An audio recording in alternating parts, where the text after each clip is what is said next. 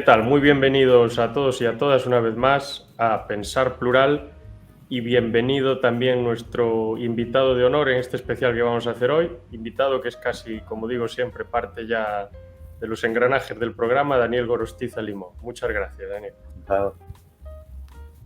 Y hoy vamos a hablar de una serie de películas de los años comprendidas entre el año, vamos a ser precisos cronológicamente, y corrígeme si me equivoco, entre el año 61 y el año 70, Sí. que se producen en Francia y que se pueden catalogar dentro de ese género tan controvertido y tan difícil de cercar como es el noir, pero en este caso el noir francés. Y que se suele llamar en el país francés, se suele llamar polar, por esa sección que viene del... Bueno, polar venía de romance policial o police romance o algo así, entonces se juntó, es más corto y ya está.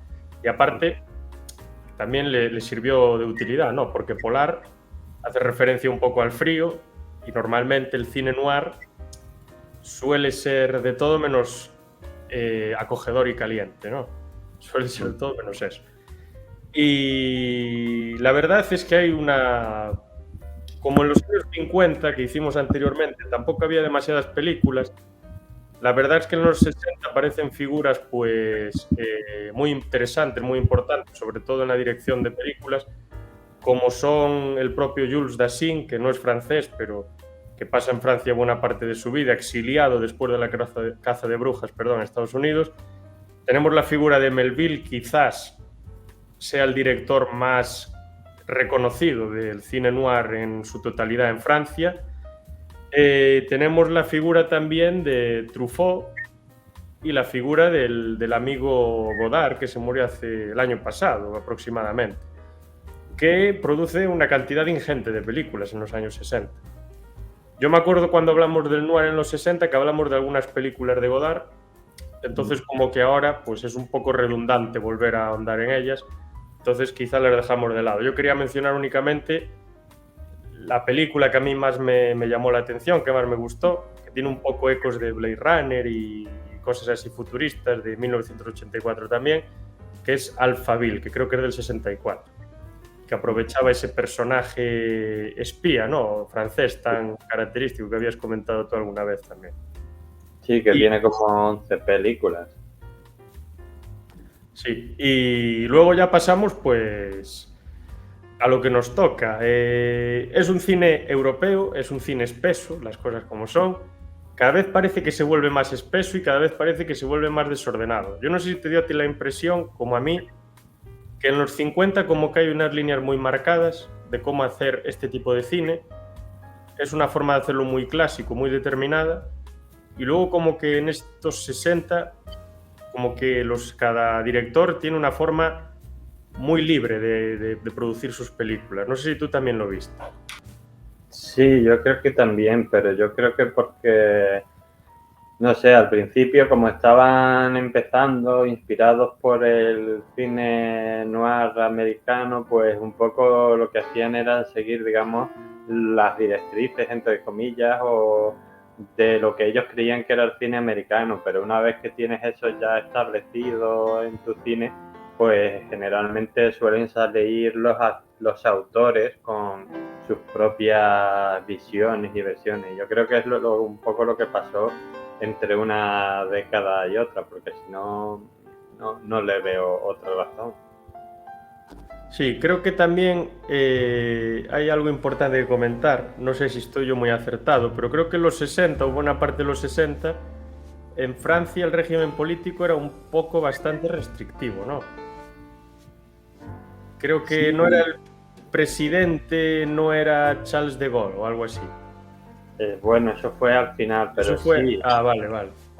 Que era bueno, casi un dictador, prácticamente. sí, un poco sí. Era una democracia, pero hubo restricciones y entonces pues vino lo de el mayo del 68, que los universitarios franceses se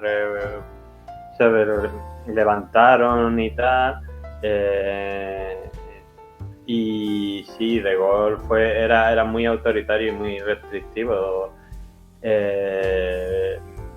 y dejó su impronta en Francia, pero sí fue el principio del despertar de la conciencia de los franceses. Eso que yo siempre digo, que si le tocas las narices al pueblo francés se levanta, pero automáticamente. Eso no había sido hasta el mayo del 68, creo que fue. Y a partir de ahí los franceses descubrieron que podían hacer eso para pararle los pies a su gobierno cuando no estaban contentos, y desde entonces lo vienen haciendo, pero fue la primera vez que se levantaron, digamos así que sí, hubo un poco de opresión y un poco bastante de revuelta, porque cuando digo que los universitarios se levantaron, quiero decir todos los universitarios franceses. Sí, sabían cómo se llama la famosa Comuna de París, ¿no? Una cosa así, que como que se habían atrincherado en las universidades y bueno, empezaron a protestar de manera vehemente y airada, y creo que eso se contagió en gran parte del mundo. Sí. Tiene mucho que ver con el movimiento hippie, movimientos de liberación, la aplicación también de diferentes lecturas del comunismo y todas estas historias. Pero bueno, esto ya, aparte, aunque sea muy interesante, que la verdad lo es, y muy importante, ya se nos escapa de las manos.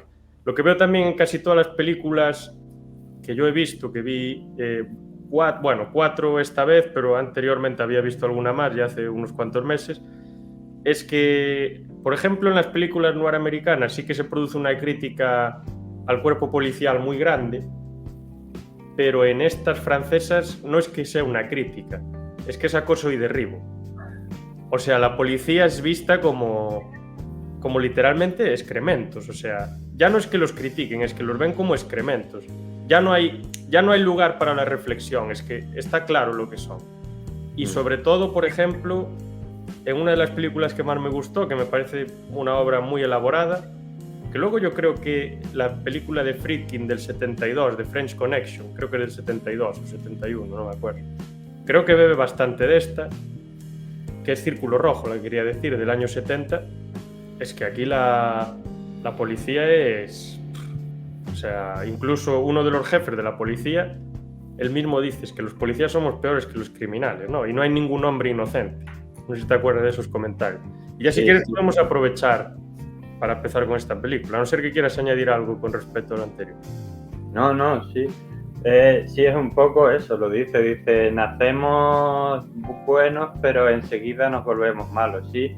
Es un poco esa visión y es esa crítica y se ve como en realidad solo hay un policía, digamos, medianamente honrado, que tampoco es que sea bueno, pero que lo puedes identificar como una persona normal, pero no le dejan, le marcan muy bien cuál es el camino. O sea que ahí es como prácticamente lo ponen como en el salvaje oeste, tienes que capturar a este vivo o muerto, o sea, no es en plan de...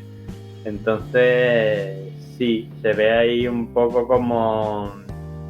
En general es una visión muy gris de la sociedad, no solo de la policía, porque vemos que uno de los personajes al principio, el de Alain Delon, tiene un poco de intención como de quizá reinsertarse, pero enseguida se le pasa por los acontecimientos y por un montón de cosas. O sea, que un poco te muestra esta película que no hay esperanza en la policía, no hay esperanza de reinserción, prácticamente no hay esperanza de nada. Es un poco como que estuviéramos destinados, y aquí un poco viene lo del círculo rojo, esa idea budista de que si tú estás destinado a encontrarte con una persona,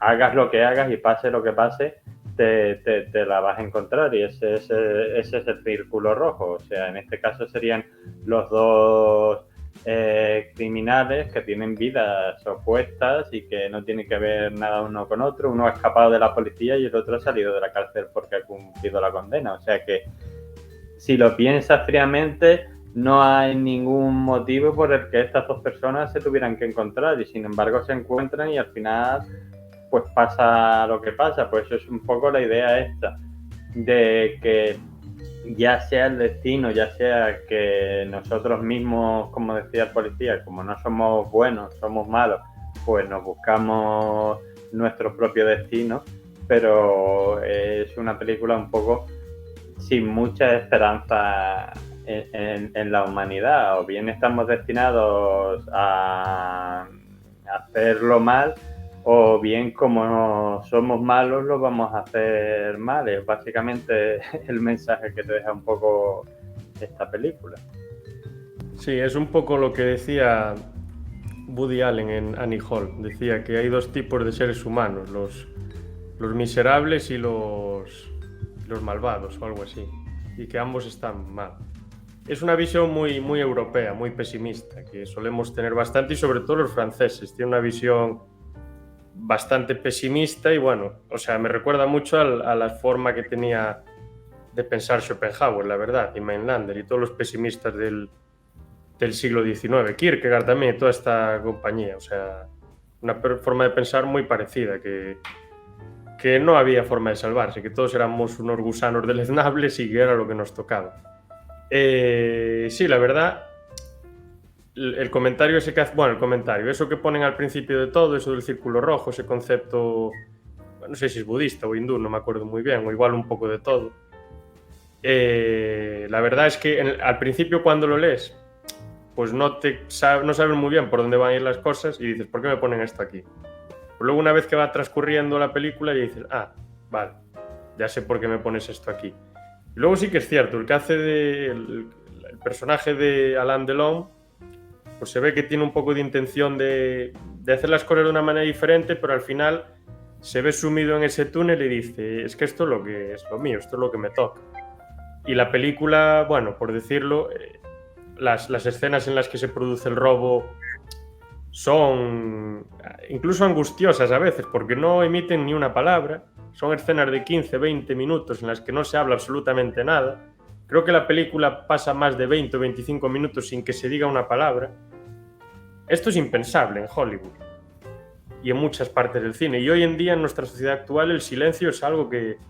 ¿Pero cómo va a estar en silencio? ¿Cómo vas a estar comiendo sin la tele de fondo? ¿Cómo vas a estar durmiendo sin la radio de fondo? ¿Cómo vas a estar corriendo sin escuchar algo en los auriculares o lo que sea?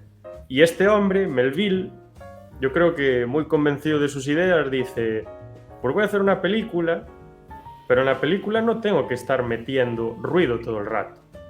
Porque las imágenes que introduce Melville parece que no aportan nada, pero realmente esa secuencia de imágenes de 20 minutos o 15 minutos sin ningún diálogo, incluso te están aportando más información que muchas películas con un montón de diálogos hoy.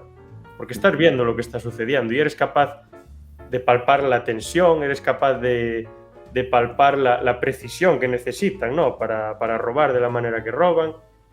Y luego se ve también, pues, esas persecuciones también, que son también medio en silencio, una película súper tranquila, no hay más disparos de los necesarios, no hay más efectos de los necesarios, o sea, está todo muy bien pensado y como creo que dije, estéticamente también, los planos así de las ciudades, los planos de la gente haciendo de las suyas, ¿no? Y ese ambiente tan así medio vaporoso por veces, un ambiente que frío, ¿no?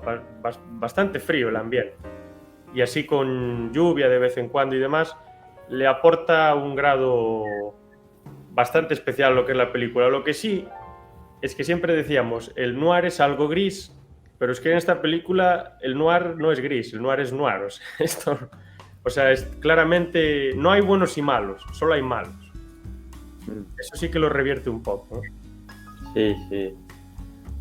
Hombre, quizá el policía del principio, pues no es que sea el héroe, pero no es malo, pero como ya dije, tampoco le deja mucho espacio para, ya le dice su jefe, esto es lo que tienes que hacer. Y tampoco es bueno porque el tío no tiene problema en extorsionar y engañar y tal y cual, o sea que como hace con el tipo del bar que esa escena a mí esas escenas a mí me parecieron buenísimas porque el tío quería engañar al tío diciendo que su hijo la había liado en el instituto y que lo iban a meter en la cárcel para que confesara, y al final le dijo sí la había liado en el instituto. De hecho, no me acuerdo si se intentó envenenar o algo así, que estaba en el hospital, cuando le trincaron, pues hizo eso, porque realmente sí había hecho algo, o sea que incluso eso, dice, vamos a ver si engañando a este hombre y diciendo que su hijo es un desgraciado y un criminal, pues le asustamos, y luego resulta que su hijo es un criminal, o sea, trapichea ahí en el instituto. Entonces sí, yo creo que sí, que todos son, si no malos, por lo menos no buenos. Sí, efectivamente. Bueno, ya podemos pasar de esta a otra de las películas. La comentamos así por encima porque ya habíamos hablado de ella también en el especial Noir en los 60 en general, hace ya unos cuantos meses, que creo que forman parte de una especie de trilogía de Melville. Y esa no es otra que El silencio de un hombre, del año 67, que se tradujo en, no sé si en español o en inglés, o bueno, no, en español no sé si el título original es Le Samurai o algo así. Sí, se tradujo como El silencio de un hombre en castellano, que tiene todo el sentido del mundo, pero bueno, no podías poner el samurái y ya está. Pero claro, si te dicen el samurái, te ponen una película de este estilo y ¿qué samurái? Pero realmente es un samurái de alguna forma este hombre, ¿no? Sigue, creo que insisten un poco en la película en el tema de las normas del código del Bushido y de ser fiel a tu señor, a quien te acoge, a quien te ayuda, a quien te paga y demás. Y creo que este personaje, que al final es un criminal, no lo vayamos a romantizar tampoco, que lo interpreta Alain Delon otra vez, que no debía haber más actores en la época, salen todas las películas. En algunas tiene bigote, en otras el pelo largo, en otras el pelo corto, en una está más gordo, otra más flaco, pero siempre está él. Y haciéndolo bastante bien. Y eso, que es un criminal al fin y al cabo, pero es un criminal, si se puede decir, honrado, ¿no? Honesto. Sí, pero bueno, es que también quizás tenemos muy romantizado el tema del samurái, o sea, el samurái eran soldados y si los soldados matan a gente, o sea, eso no hay que olvidarlo. Que tenían un código de honor, sí, que no podían hacer ciertas cosas y tenían unas normas de conducta, todo lo que tú quieras. También, en teoría, los soldados de hoy en día tienen cosas similares, quizás no tan rígidas, pero similares. Pero que los samuráis, a fin de cuentas, y yo creo que con esto no estoy diciendo ninguna mentira, eran unos asesinos a sueldo. O sea, el que tú le legalices el asesinato a sueldo en ciertos casos no hace que no deje de ser asesino. Entonces este señor, pues sí era un samurái francés en cierta forma, porque tenía un código de honor similar al del Bushido, además, pero luego era un asesino. O sea, él no iba matando a gente por la calle, bien, solo mataba a los que le pedían, tal y cual. No delataba a su jefe, todo eso, incluso al final a la forma de cómo cuando los jefes le traicionan, la forma de actuar es muy de samurái. O sea, un samurái no delataría a su jefe. Si cree que su jefe ha hecho algo malo, él mismo va y lo mata, porque cree que es lo que tiene que hacer. Y es un poco lo que intenta hacer este personaje. No voy a decir si lo logra o no, por si alguien no ha visto la peli, pero es un poco la idea, porque lo más normal, entre comillas, es decir, llegar a la policía y decir, quiero hacer un acuerdo, si me prometéis que no me va a caer mucho por esto de asesinato que hice, yo revelo quién lo ha organizado todo. Y se va el tío de rositas y no tiene que matar a nadie y se quita de problemas. Pero el tío, como tiene un código muy de samurái, dice, no, este hombre ha deshonrado, entre comillas, el acuerdo que tenemos él y yo. Entonces, ¿qué tengo que hacer? Pues tengo que buscarlo y si lo encuentro, matarlo y tal, porque es lo correcto, es lo honorable y tal. Entonces, en el fondo es un samurái de hoy en día, pero un samurái, o sea, un asesino a sueldo con un código ético. Sí, podría ser incluso un soldado de la mafia también, siguiendo el código este de la omertad, también muy romantizado, muy idealizado, porque al final el 80% les prometían ventajas fiscales o que no los iban a detener en Estados Unidos. Bueno, te canto todo lo que quieras, y así acababa fuera de la cárcel. Sí, al final es un criminal con esos valores tan marcados y es un poco también bastante, no sé, yo creo que era hasta un filósofo francés, ya no me acuerdo ni quién era, o bueno, no me acuerdo muy bien, pero tenía que ver con algo francés, yo creo que era un filósofo francés, que decía que como ya no hay un sistema de valores objetivo, ni no podemos depender en nada suprahumano objetivo, lo único que vale ahora es la palabra, ¿no? Entonces tenemos que hacer que nuestra palabra valga, porque es lo único que tiene valor, porque lo demás no depende de nosotros, pero nuestra palabra sí. Entonces, un poco la película creo que ejemplifica esto en el caso de Alain Delon. O sea, el hombre tiene que hacer de todo para su señor, entre comillas, que es quien le paga, matar a gente, robar, hacer un montón de cosas, incluso tiene que escaparse de la policía y demás, pero él pues da su palabra de que lo va a hacer y que no va a delatar a su jefe, y él va a llevar esto hasta las últimas consecuencias. No decimos lo que puede pasar, pero va a llevarlo hasta el final. Y ahí puede pasar de todo. Yo recuerdo de esta película sobre todo una escena en el metro, una persecución, que él se está metiendo, bueno, no sé si es el metro o un tren de cercanías, no me acuerdo muy bien, o las dos cosas. Metro francés. Y están en un panel de control los policías y tienen unas máquinas que son como ordenadores del año del año en el que fuese, el 67 era, que se van iluminando cada vez que este señor entraba en una parte o en otra, ¿no? Entonces ellos pues como que lo iban rastreando y cada vez que se acercaba una salida, una boca del metro, pues mandaban a una cuadrilla de agentes allí para interceptarlo. Y eso lo hicieron con un montón de bocas del metro. Y esa escena es increíble, o sea, el señor corriendo por el metro, corriendo por la estación, lo están persiguiendo, incluso creo que le mandan mujeres a perseguirlo para que él no sospeche, porque le mandan mujeres incluso vestidas como amas de casa, ¿no? Sí.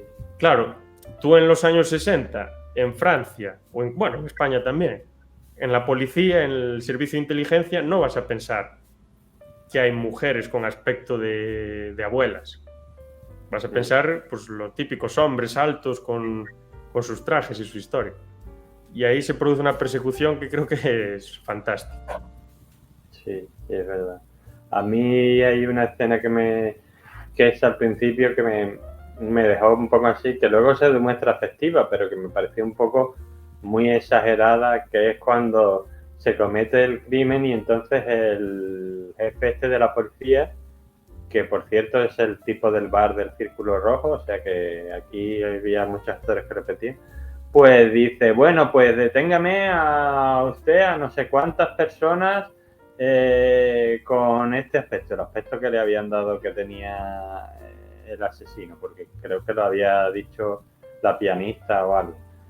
Y no sé cuánta gente dijo, pero ponte que eran 200 personas. Y digo, hombre, esto me parece un poco exagerado así decir, bueno, pues es como si yo digo, pues el asesino es rubio, de ojos azules, de pelo corto y tal, y el asesinato se ha cometido en Sevilla. Y digo, pues venga, buscadme a 200 personas así en Sevilla que vamos a hacer una rueda de reconocimiento. Digo, hombre, es súper exagerado, pero luego al final funciona. Yo no sé si funciona porque es una peli o por lo que sea, pero me parece a mí que, sea real o no, es un poco la percepción que tenía Melville de cómo funcionaba la policía, en plan de, venga, pues si ha pasado esto, ponte a detener gente que alguno de ellos será. Hombre, no, así no se resuelven los casos.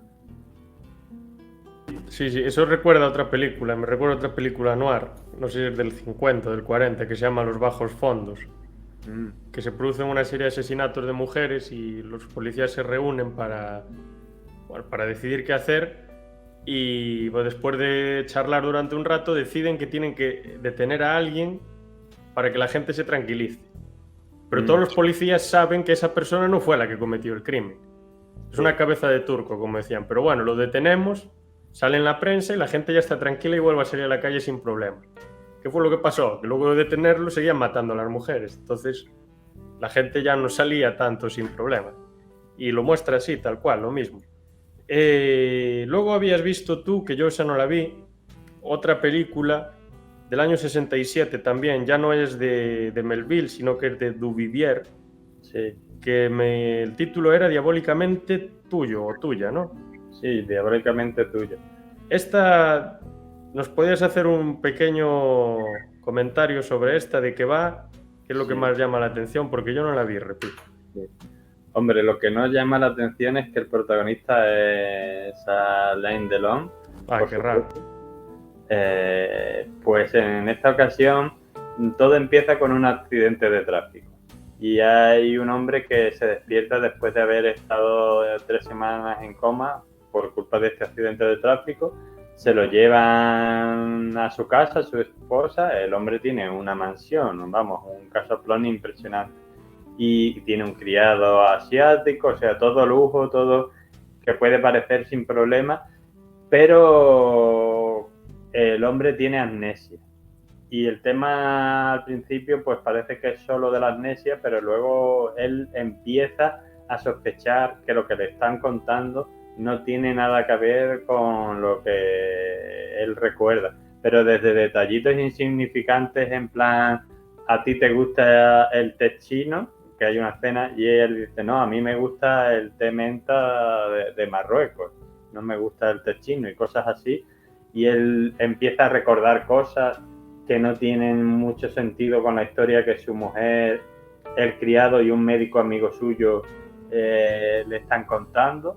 Y entonces cada vez que la saca, digamos, a la luz, le dicen, no, eso es que como tienes amnesia, estás un poco trastornado por el accidente y tal, pues es lo que te pasa, ya te recuperarás. Pero claro, él piensa un poco, pero es que esto no es que me haya olvidado, es que recuerdo cosas que supuestamente no han pasado. Entonces empieza un poco a pensar que está loco, incluso empieza a oír voces en sueños, que bueno, no voy a hablar más de ese punto porque tiene un giro bastante interesante. Y en cierto momento de la película llega a la conclusión, yo no voy a decir si es verdad o mentira, de que le han estado engañando, que él no es la persona que su mujer o supuesta mujer y su amigo y su criado le han dicho que es. De hecho, en el jardín de esa gran mansión hace un descubrimiento bastante curioso que le confirma esa idea de que lo que está pasando allí es que le están engañando por no se sabe qué motivo.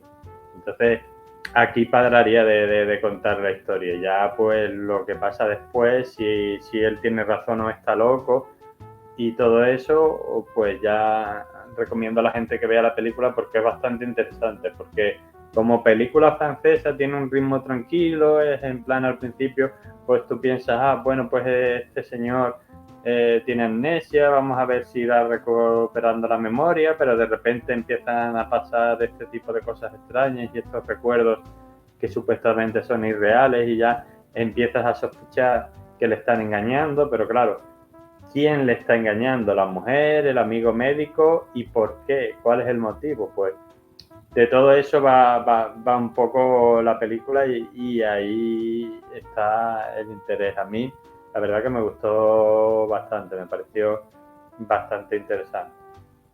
Es un poco, salvando mucho las distancias, un poco Shutter Island, ¿no? Pero salvando mucho las distancias. El tema del engaño, que te pueden estar engañando, que tienes recuerdos, que no sabes muy bien dónde estás. Sí. No diferencias muy bien. Bueno, lo que cuentas, pues la voy a apuntar para verla, que por lo que cuentas casi me convence. Bueno, luego yo había visto, ¿cómo se llama? Melodía en su sol, que sería, no me acuerdo cómo era, El gran golpe en la Costa del Sol, o no me acuerdo cómo era. Voy a buscarlo. Gran jugada en la Costa Azul, perdón. La Costa del Sol no está en Francia. No, la Costa del Sol está en Málaga. Sí, No. perdón. Gran jugada en la Costa Azul del año 63 que dirige Henry Vermelli o una cosa así. Otra vez Alain Delon, en este caso haciendo un papel de un pícaro, un poco como el de Rebelde sin causa, una cosa así, un personaje así del estilo, haciendo un papel de una persona de unos 27 o 28 años, que por ahí andaría la edad, porque él es del año 35, pues sí, andaría 28 años, una cosa así. Y es una persona pues que no pegó nunca un palo al agua, que es un señorito, lo único que hace es pedir dinero a los demás, se aprovecha de su cuñado, de su hermana y tal, siempre le está pidiendo dinero, haciendo chapuzas por ahí. No es capaz nunca de hacer bien las cosas, de encontrar un trabajo decente, de vivir una vida normal. Entonces siempre le están metiendo presión, a ver si espabilas, a ver si haces algo, a ver si no sé qué. Y luego, por otra parte, aparece un señor ya con bastantes billetes, un señor ya con dinero, ya bastante más mayor, que justo sale de la cárcel después de estar bastantes años. No me acuerdo muy bien el motivo por el que estuvo en la cárcel, pero por lo que pasa en la película probablemente fuese por ser un mafioso, básicamente. Y su cuñado, el cuñado de Alain Delon en esta película, es un mecánico que lo pasa mal, le cuesta ganar dinero, se está esforzando un montón y demás. Y es capaz Alain Delon de contactar con este hombre, con el mafioso que sale de la cárcel, que quiere pegar un gran golpe porque quiere enriquecerse y jubilarse, pues es capaz de ponerse en contacto y desarrollar un plan entre los tres. En el plan pues tienen que irse a la Costa Azul y allí pues lo que planean es pegar un golpe en un casino. Pero y le promete un montón de dinero. Alain Delon, bueno, dice, bueno, le dan un coche, le dan un montón de ropa, está en un hotel un montón de tiempo, con piscina y rodeado de todos los lujos posibles, haciendo lo que le da la gana, con playa también, jugando en el casino cuando quiere, viendo las actuaciones de las bailarinas cuando quiere, todo lo que sea. Pero la naturaleza de esa persona es la naturaleza de esa persona, ¿no? Y el que va a meter la pata ya sabemos quién es. Entonces las cosas acaban con una persona muy concreta metiendo la pata y con una escena que no puedo contar, pero que es memorable. Lo que sucede al final de la película, que recuerda un poco a algo que sucede en la película creo que es de Billy Wilder, no sé si se titula Sunset Boulevard o algo así. Hay una escena ahí en una piscina que también lo recrean en Breaking Bad, en un capítulo, con ciertos objetos por ahí en la piscina, que es una pasada lo que pasa. Porque al final te quiere decir tantos esfuerzos, tanta lucha, tanto tiempo, tanto estudio, tanto trabajo, para que las cosas acaben, bueno, como acaba. Que no lo puedo decir. Pero yo no diría que esta película es un noir, ¿eh? Para mí me parece más una película de robo, de un gran golpe, un tipo Ocean's 11 o una cosa así. Y bueno, leí la reseña y decían que creo que había inspirado una escena de Misión Imposible, de un robo o algo así. O no, eso fue Top Capi, no me acuerdo. No, es Top Capi. Sí, esta fue Ocean's 11, sí. O sea, Pero básicamente es una película de robos de un casino para coger todo el dinero que hay allí y al final pues sale mal. Y básicamente. Pero la película está muy bien, es muy movida. El problema es que la música de banda sonora es muy alta. Le pusieron un sonido súper alto. Pero bastante bien. Y ya que dije lo de Top Capi, pues ya podemos pasar a hablar de ella. Sí, esa tiene, como tú has dicho, la escena de Misión Imposible, que de Misión Imposible 1, que es muy similar en Misión Imposible, no igual, pero es la escena esa de cuando está bajando por la cuerda a Tom Cruise a lo de la CIA, y aquí es para otra cosa que no voy a contar. Y pasa cierta cosa, eso es, si no igual, muy, muy similar. Pero a mí de esta película me gustó porque, a ver, Bueno, a mí me gusta todo de la película, ¿eh? A mí también. Yo antes no conocía a Dashin, las cosas como son, pero cuando hemos empezado a ver películas de cine negro y todo esto, pues he empezado a conocerlo y he descubierto, creo, un gran director, porque es un tipo que es capaz de hacer una película de cine negro americano y es americana, de cine negro británico y es británica, y una película como Rififi, que es cine negro pero francés, polar.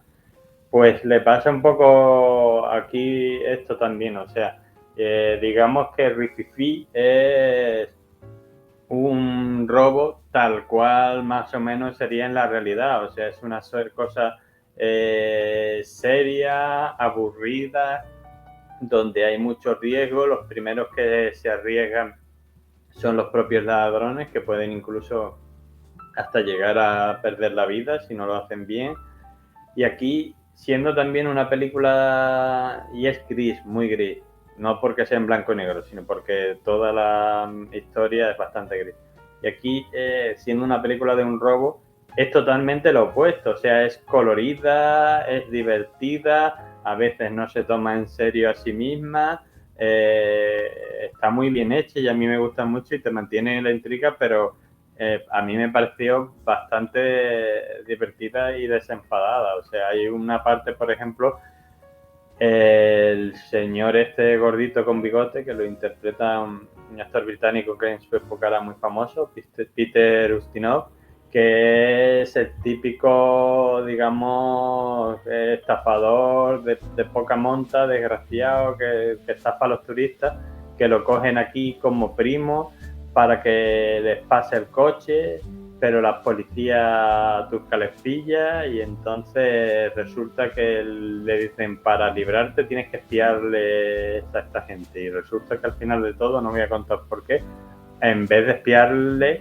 porque creen que los turcos creen que esta gente son terroristas o algo así, dice, acaba ayudándolos, o sea, es todo súper disparatado, o sea, intento engañarles, pero luego ellos me engañan a mí, pero luego les tengo que espiar, pero luego al final en vez de espiarlos les ayudo, o sea, todo es muy disparatado, sin llegar a ser una historia absurda, pero todo muy, muy así. Me pareció bastante simpática todo cómo montan el crimen, los personajes que son así también muy estereotipados en cierta manera, pero para reírse un poco de ellos. El fortachón, el tío que es súper elástico, el tío que es súper inteligente y tal. Y luego con el detalle de que es de las pocas historias de noir que digamos que el protagonista principal es una señora, una mujer, que digamos que es el origen y de todo lo que pasa de después. Sí, es curiosa porque empieza de una manera muy psicodélica, por así decirlo, muy mística, con mucha bruma por ahí. Parece una película de variedades, no sé, parece una cosa así, con un toque orientalista, parece una película que va a ir de algo totalmente distinto. Y luego sí que es cierto ¿cómo quería decir? Que no parece una película noir en ningún momento y parece que es una comedia constante. Bueno, parece no, de hecho yo creo que lo es. Y la verdad es que hace una mezcla de culturas bastante interesante y sobre todo dos culturas que estuvieron enfrentadas y que supongo que siguen enfrentadas también desde tiempos inmemoriales, que son la griega y la turca, que siempre están ahí, que si esta isla es mía, que si no es tuya, que si Chipre es mío, que si es tuyo, que si los filósofos eran míos, que si los filósofos eran míos, bueno, están así con sus cosas. Y muestra muy bien la vida un poco supongo que la zona a la que van al principio en Grecia será Atenas, no sé muy bien, a lo mejor es otra parte, no sé. Pero por la población y por todo lo que hay, pues yo supongo que será Atenas. Y por el puerto ahí, el Pireo y todo el tema este, pues supongo. Y luego van a Turquía, a Estambul, creo que acaban yendo, ¿no? Sí. Estambul, sí. Y luego también hay ciertas escenas al principio de la película, pues que supongo que serán en Francia, en París o donde sea. Sí. Y mezclan todo muy bien, mezclan lo turco con lo griego, con lo francés. Y luego también a este señor británico, típica figura, ¿no? historiador, arqueólogo británico, ¿no? Que está ahí para coger lo que puede. Como, y si tiene que venderlo, también. Y luego hay una escena muy graciosa cuando cruza justo la frontera, que él intenta hablarle en árabe a los turcos. Sí. Claro, pues los turcos el árabe, pues como que no. Para la liturgia a lo mejor, no sé incluso si usan el árabe para la liturgia, no estoy muy seguro, pero probablemente sí. Porque el idioma litúrgico del Islam es el árabe, pero no sé cómo hacen en Turquía. Yo creo que sí que lo usan, pero bueno, no deben de saber nada. Y entonces le dice el señor, no, yo no hablo árabe, ¿a mí qué me estás hablando? ¿Qué dices? Y luego es rocambolesco de todo, porque primero parece que las cosas van a ir por un lado, porque se piensa que esos personajes que le dan el coche, pues que son criminales, pero no los criminales que se piensa que luego van a acabar siendo, sino otro tipo de criminales.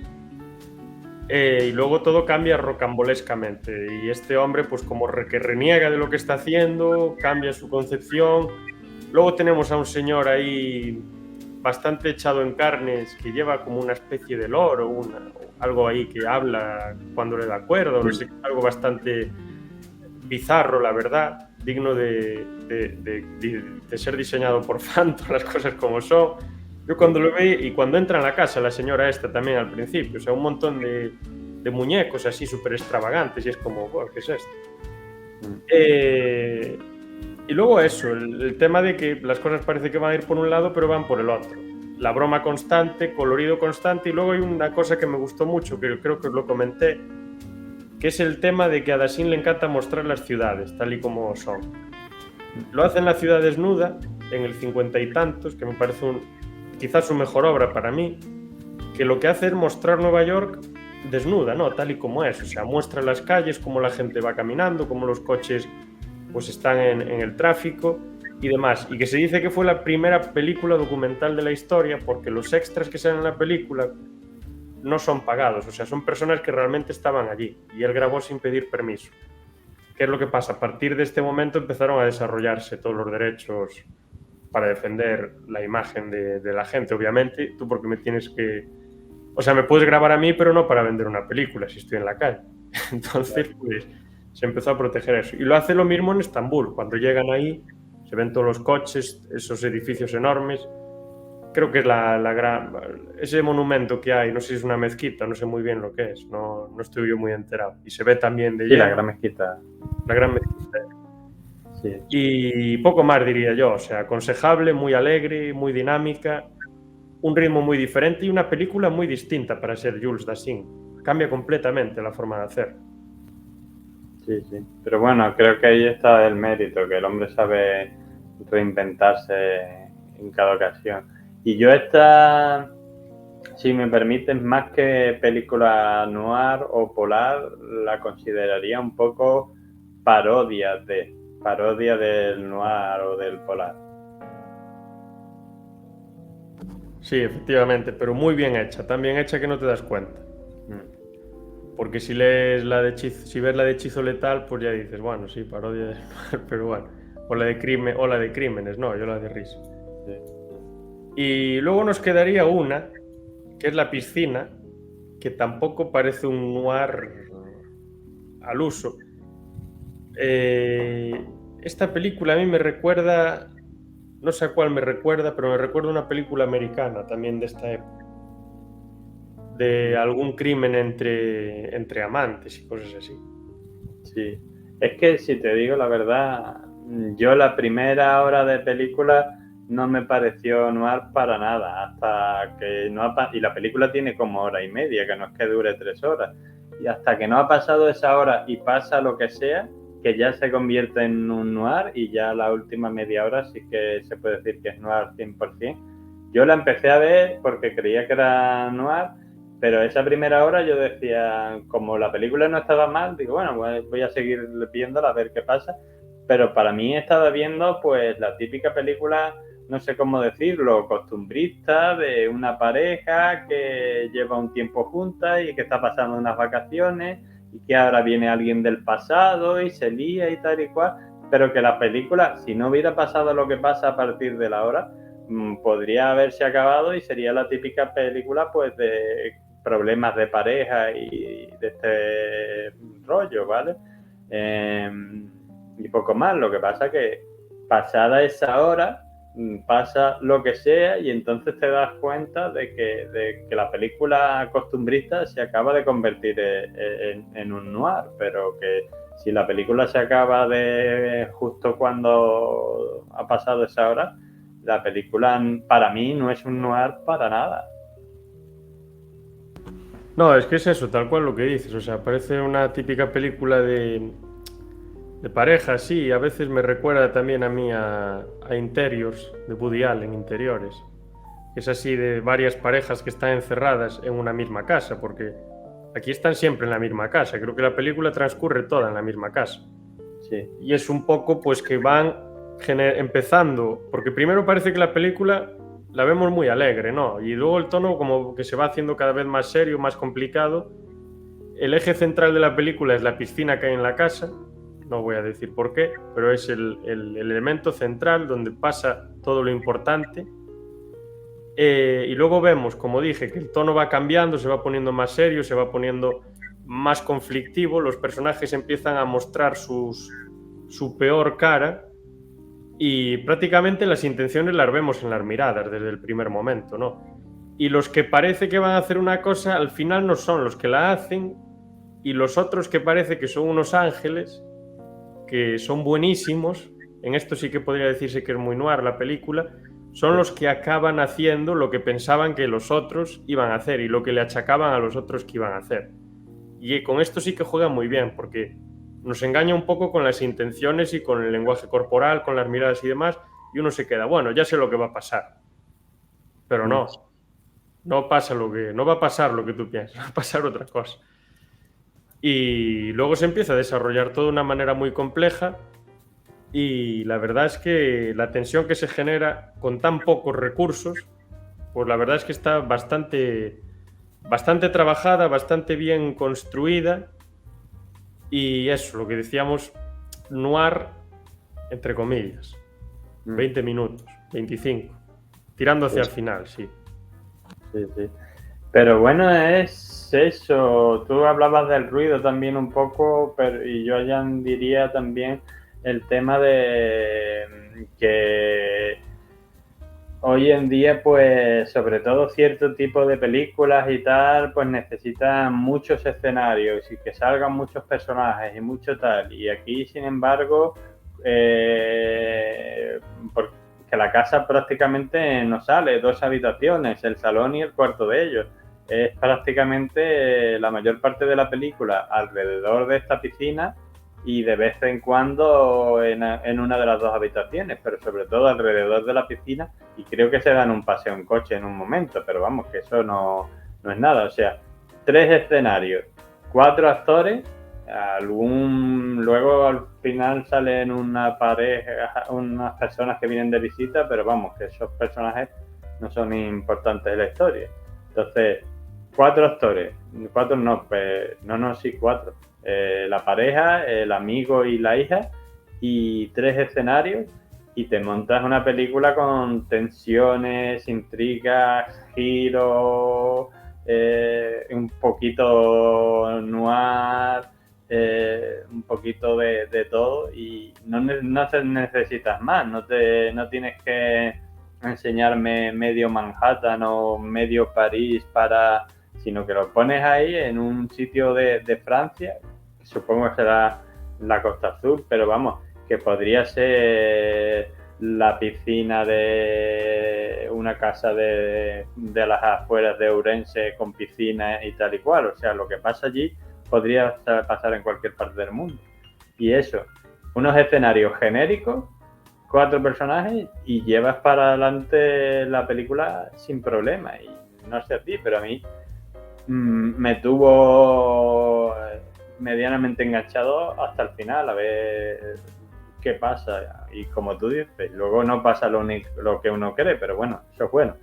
Pero que enganchado a ver qué era lo que iba a pasar lo siguiente. Y si te fijas realmente, pues no es demasiado complicada la elaboración de la película, o sea, no necesitas mucho. Sí, la verdad es que la intriga está presente toda la película. A mí me recuerda mucho a la forma de hacer cine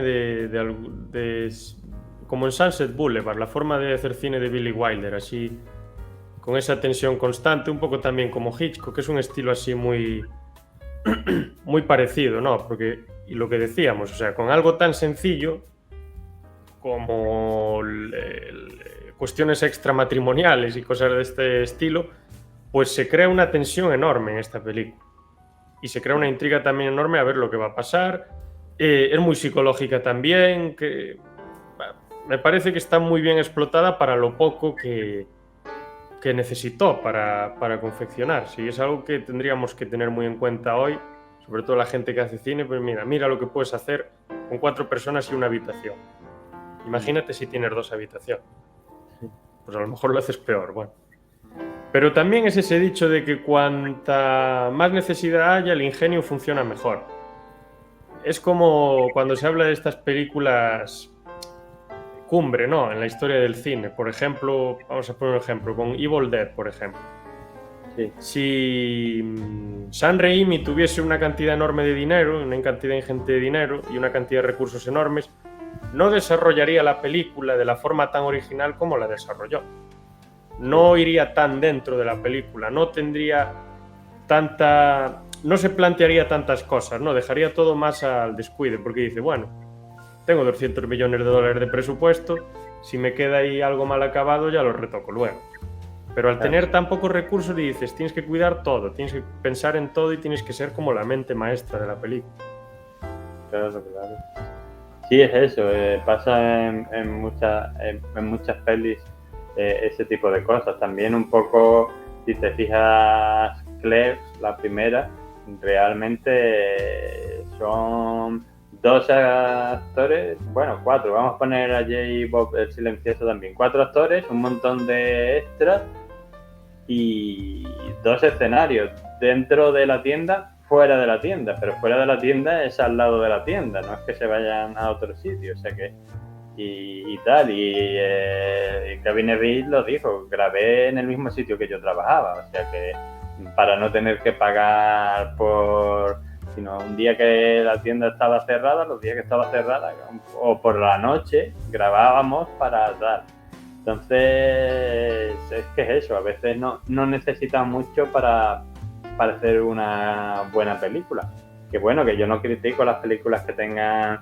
Mira, por ejemplo, a mí la de Top Capi me encantó y además eso de que estén en Estambul le añade exotismo y tal igual, o sea que no, que tiene que haber de todo. Pero que siempre me maravilla un poco cuando te ponen películas así que casi que son obras de teatro porque tienen 3 escenarios y 4 actores y que sin embargo te tienen enganchado hasta el final. Ahí pues se ve lo que te has dicho, el ingenio y el talento de los actores y una buena historia. Sí, exactamente. Bueno, y llegados a este punto, pues podemos hacer unas pequeñas conclusiones, básicamente elegir un poco la película que más nos gustó a cada uno. Y bueno, lo de recomendar ver cine noir francés creo que ya se da por sentado, creo que no hace falta que decirlo. Pero pues, bueno, yo elegiría... La verdad es que la elección es diferente, es complicada, perdón. Porque Top Capi me gusta mucho, pero si quiero elegir una película noir, entonces no podría elegir Top Capi. Entonces tendría que elegir otra que probablemente estaría entre El Samurái y Círculo Rojo. Me costaría bastante elegir entre las dos. Aparte son de la trilogía de este señor, de Melville, protagonizadas por la misma persona. Yo diría, acabaría por elegir El Samurái aunque las dos meten ese elemento orientalista, estoy más familiarizado con el del Samurái y me recuerda también un poco más a las formas de hacer las cosas aquí de los criminales, lo de la camorra y demás, con el omertá y todo el tema este. Y creo que las escenas que tiene son más espectaculares, sin quitarle ningún mérito a la de Círculo Rojo, que me parece una pasada de película. Y la de Samurái, ver cómo una persona es capaz de pasar por todo únicamente porque ha dado su palabra, pues me parece algo que aparte de ser iluminador para nosotros, elevating, como dicen los ingleses, que te pone ahí de puntillas, pues algo que a lo mejor nos hace aprender muchas cosas, ¿no? De realmente si uno da una palabra para hacer algo, si uno se compromete con hacer algo, pues aunque no le guste, pues estaría bastante bien que lo hiciese. Y viendo esta película dices, mira, si este señor, ya sé que es una película, pero si este señor le promete a la persona que le paga que va a matar a X personas y le da igual que lo maten y no lo va a delatar nunca, ¿cómo no eres tú capaz de decirle a tu madre que vas a ir a comprar al mercado con ella y luego no vas? Pues estás haciendo algo mal. Yo elegiría esta, la del samurái. Sí. Bueno, yo haría un poco de trampa. Yo voy a recomendar dos, pero voy a dar el motivo. Yo recomendaría, si estás bajo de ánimo y tal, y has tenido un mal día y todo este rollo, yo te recomendaría la de Topkapi, porque es divertida y te va a levantar el ánimo y la verdad que me parece muy simpática. Y si no, pues si has tenido un día normal, no ni bueno ni malo y estás bien de ánimo, yo te recomendaría, aunque me gustan también las dos, la del Círculo Rojo, que el Samurai me parece una gran película también, pero no sé, me parece interesante, aunque sea una visión muy gris del mundo, toda esta idea de que o bien estamos predestinados o bien a lo mejor no es que estemos predestinados, sino simplemente que somos así de simples y no sabemos hacer las cosas bien y las hacemos mal, con lo cual al final da igual que sea destino o que sea voluntad propia, porque al final el resultado es el mismo, como que no aprendemos. Entonces pues recomendaría estas dos dependiendo del estado de ánimo que está, pero porque quizás sean mis tres favoritas, por eso elijo estas dos. Pero realmente prácticamente todas me parecen buenas, incluso la que de la que has hablado me ha parecido muy, muy interesante la trama, o sea que también es un poco lo que tú has dicho, que la gente que se vea cine polar francés, cine noir, porque se va a encontrar cosas muy interesantes y además pelis bastante entretenidas, y a lo mejor se quita un poco la idea de que tiene la gente del cine francés, porque yo también tenía un poco esa idea de que el cine francés fue una película francesa, y luego te pones a ver pelis francesas y dices, no, si esto está bien, una vez que te acostumbras al ritmo y a su forma de hacer las cosas, te das cuenta de que hacen películas bastante buenas, algunas incluso hasta muy buenas. Sí, efectivamente. Y cuando ya nos adentremos en los 70 y en los 80, el tema va a ser todavía más experimental. Porque en los Estados Unidos se siguieron unas líneas muy concretas, también era experimental, pero bueno, eran más o menos las películas todas con un molde concreto. Y ya vemos un montón de psicodelia en los 80, ¿no? En el noir ochentero. Pues en Francia, cuidado lo que hay por ahí, que es una locura. Y bueno, nada, muchas gracias Daniel otra vez por estar aquí y gracias a todos por vernos y escucharnos. Y la semana que viene vamos a comentar, creo, una película, ¿no? Sí. Era una película, Sí. Sobre la creación del mito de Michael Jordan, que es una película que produjo Ben Affleck, no sé si la dirigió también. Sí, la dirige, la produce. Y con Matt Damon, no sé si está metido también ahí en el equipo. De protagonista, sí. Y la verdad, tiene lo suyo la película. Sí, sí. No vamos a desvelar nada más. La creación del mito de Michael Jordan, del año 2023. Hasta la próxima.